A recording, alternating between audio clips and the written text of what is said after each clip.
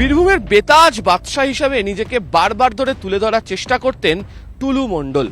আর সেই বেতাজ বাদশা হিসাবে তুলে ধরার প্রমাণস্বরূপ হিসাবে তিনি চেয়েছিলেন নিজে থেকেই একটা সেতু বানাতে, এবং সেই সেতু তিনি বানাতে চেয়েছিলেন কোথায়? বানাতে চেয়েছিলেন তিলপাড়া ব্যারেজ থেকে ঠিক কয়েকশো মিটার দূরত্বের মধ্যে। ওই যে দেখতে পাওয়া যাচ্ছে যে তিলপাড়া ব্যারেজ, তো এই ব্যারেজ সংস্কারের জন্য রাস্তা বন্ধ রাখা হয়েছিল। রাজ্য সরকারের তরফ থেকে পরিকল্পনা করা হয়েছিল বিকল্প রাস্তা দিয়ে গাড়ি ঘুরে যাবে, আর ছোট গাড়ি বাইক যেগুলি রয়েছে তার জন্য রাজ্য সরকারের তরফ থেকে নদীর ওপর একটা কজওয়ে বানিয়ে দেওয়া হবে হিউম পাইপের ওপর দিয়ে, যেটা সাধারণত হয়ে থাকে। তবে টুলু মণ্ডল তাতে রাজি ছিলেন না। তিনি চেয়েছিলেন এই বীরভূমে এই তিলপাড়া ব্যারেজের কাজ দিয়ে একটা সেতু তিনি তৈরি করবেন, এবং সেই সেতুর জন্য নাকি খরচ হবে 5 কোটি টাকা। এই যে দেখতে পাচ্ছেন এই যে ব্লকগুলি এখানে রাখা রয়েছে, সেই সেতু নির্মাণ করার জন্য এই সমস্ত ব্লকগুলিকেও তিনি এখানে নিয়ে চলে এসেছিলেন, এবং তার পরিকল্পনা ছিল এই সেতু যদি তিনি নির্মাণ করে নিতে পারেন তাহলে খাদান অংশে বীরভূমের যে সমস্ত ট্রাক্টর চলাচল করে তার মধ্যে অধিকাংশই তার সমস্ত কিছু এখান দিয়ে যেতে পারবে, ফলে তার ব্যবসার কাজে কোনো ধরনের বাধা আসবে না। এবং প্রত্যেক দিন যেই সমস্ত গাড়ি যাতায়াত করবে তাদের কাছ থেকে প্রত্যেক দিন তিনি 220 টাকা করে নেবেন বলে পরিকল্পনাও করেছিলেন। তাতে প্রায় প্রত্যেক দিন 4-4.5 লাখ টাকা করে আসতো, মাসে আসতো প্রায় 4,30,00,000 টাকা, এবং 5 মাসের মধ্যে প্রায় 21 কোটি টাকা হয়ে যেত। সেতু তৈরি করতে তিনি বলেছিলেন 5 কোটি টাকা খরচ হবে, আর 5 মাসে তিনি আয় করে নেবেন 21 কোটি টাকা। কেন এই অতিরিক্ত অর্থ তাহলে কোথায়, কিসে কাজে লাগাতেন? নাকি তার নিজের পকেট ভরানোর জন্য? নদীর ওপর যদি কোনো ধরনের সেতু তৈরি করতে হয় তাহলে সরকারের তরফ থেকে অনুমতি নিতে হবে। শুধু অনুমতি নেওয়া নয়, সরকারের তরফ থেকে টেন্ডার ডাকা হয়। এছাড়া এই ধরনের সেতু তৈরি করার ক্ষেত্রে দেখে নেওয়া হয় যে জমি কারা দিচ্ছেন, বা নদীর জলের যে স্বাভাবিক গতি বা প্রবাহ তাতে যাতে কোনো বাধা না আসে, একাধিক বিষয় সংযুক্ত থাকে। কিন্তু তিনি তো ছিলেন বেতাজ বাদশা, তিনি তো নিজেকে মনে করতেন তিনিই প্রশাসনের সর্বময় কর্তা। ফলে সে কারণে তিনি তিলপাড়া ব্যারেজের কাছে ব্যক্তিগত মালিকানায় নিজের নামে এটা সেতু তৈরি করার পরিকল্পনাও নিয়ে ফেলেছিলেন। যদিও সে স্বপ্ন বাস্তবায়িত হয়নি, কিন্তু তার সেই স্বপ্নের স্মারক হিসাবে এখনো পর্যন্ত এই নির্মাণ সামগ্রীগুলো রয়ে গিয়েছে তিলপাড়া ব্যারেজের ঠিক কাছেই।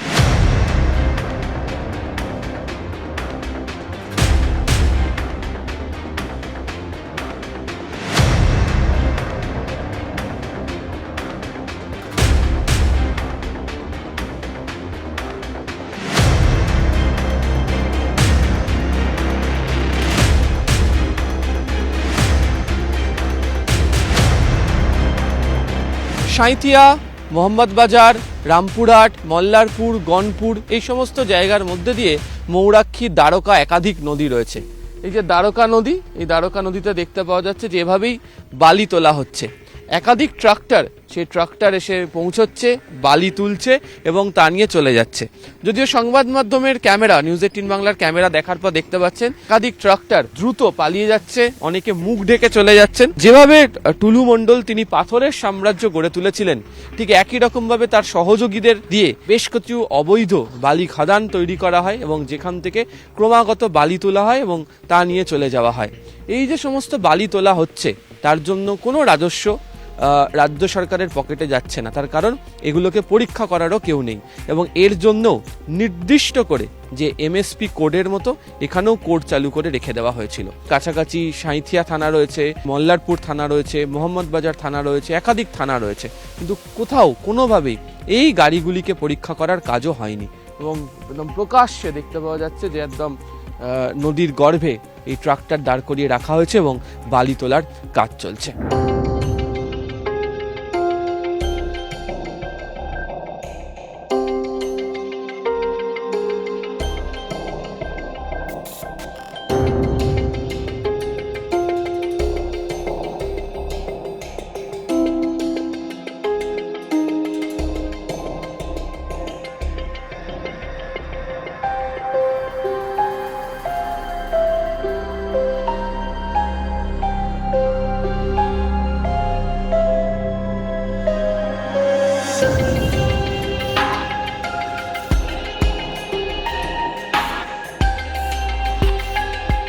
পাঁচামি অত্যন্ত গুরুত্বপূর্ণ একটি জায়গা, এবং এই পাঁচামি যাওয়ার রাস্তাতে একাধিক খাদান, একাধিক ক্রাশার রয়েছে, এবং এই ক্রাশারগুলো থেকে যখন পাথর নিয়ে ডাম্পার বা লরি তারা যখন বেরিয়ে আসে 14 নম্বর জাতীয় সড়কের দিকে, তখন এই যে এখানে হচ্ছে ডিসিআর অফিস, আগে এই জায়গাটি নিয়ন্ত্রণ করতে হচ্ছে টুলু মণ্ডল।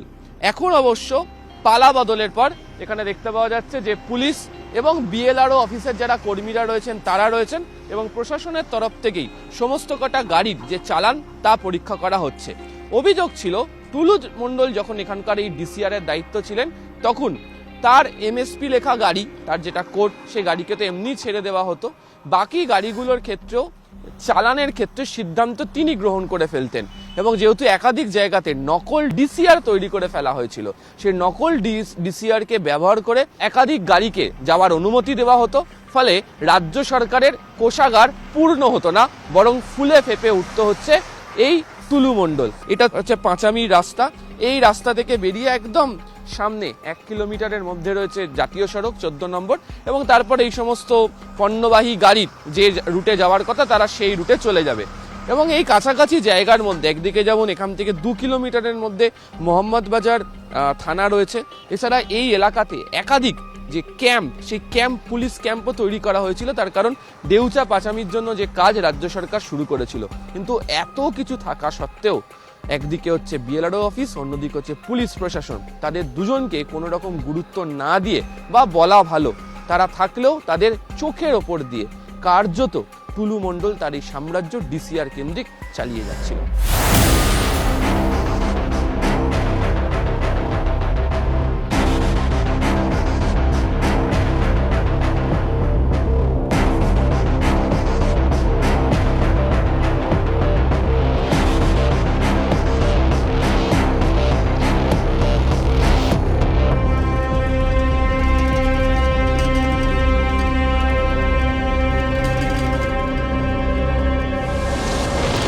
ইতিমধ্যে টুলু মণ্ডলের একাধিক গাড়ি প্রশাসনের তরফ থেকে বাজেয়াপ্ত করা হয়েছে। এই হচ্ছে টুলু মণ্ডলের পার্কিং লট, এবং দেখাও যাচ্ছে যে এমএসপি লেখা, অর্থাৎ মণ্ডল স্টোন প্রাইভেট লিমিটেড, এখান থেকেই বুঝতে পারা যাচ্ছে। এবং যে গাড়িগুলিতে করে বালি পাথর খাদান থেকে তুলে নিয়ে এসে বিভিন্ন জায়গাতে নিয়ে যাওয়া হতো, ক্রাশারে নিয়ে যাওয়া হতো, এগুলি হচ্ছে সেই সমস্ত গাড়ি। এবং একই সঙ্গে হচ্ছে যে অফিসের মধ্যে বেশ কিছু ব্যক্তিগত কাজে ব্যবহার করার জন্য গাড়ি রয়েছে, তাও ইতিমধ্যে পুলিশ বাজেয়াপ্ত করেছে। এবং এই যে পার্কিং লটের যে জায়গা, সেই পার্কিং লটের জায়গার মধ্যে এই যে গোডাউন, তার মধ্যে যে ঠিকাদারি ব্যবসা তিনি করতেন, রাস্তা তিনি যেভাবে তৈরি করতেন, সেই সমস্ত কিছু টুলু মণ্ডলের ইতিমধ্যে পুলিশ বাজেয়াপ্ত করে রেখে দিয়েছে।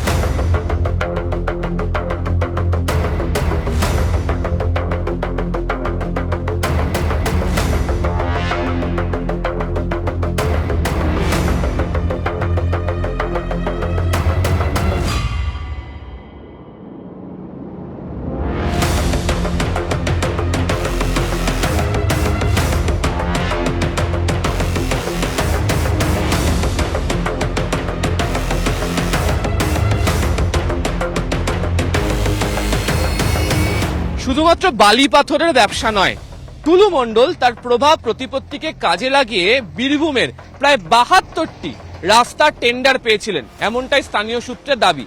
এবং যে রাস্তা তিনি তৈরি করেছিলেন, সেই রাস্তার হাল এতটাই বেহাল যে গত 3 মাসের মধ্যে তা প্রায় কঙ্কালসার হয়ে গিয়েছে। এবং গ্রামের মানুষজন বলছেন, ওই যেমন বোর্ডে লেখা, নির্মাণকারী সংস্থার নাম মণ্ডল স্টোন প্রোডাক্ট প্রাইভেট লিমিটেড, যা আসলে টুলু মণ্ডলেরই সংস্থা, তার তৈরি করা এই রাস্তাতে অত্যন্ত খারাপ মানের সামগ্রী ব্যবহার করা হয়েছিল, তার জেরেই রাস্তার এই হাল হয়ে গিয়েছে।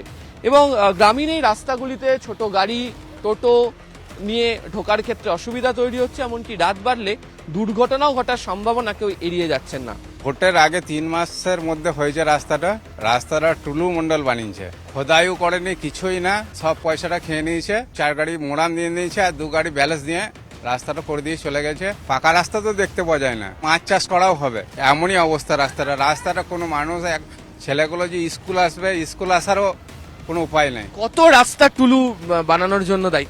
আমি স্যার শুনেছিলাম যে 72টা টেন্ডার পেয়েছে, তার মধ্যে ছাই দিয়েছে না সিমেন্ট দিয়েছে বুঝতে পারিনি।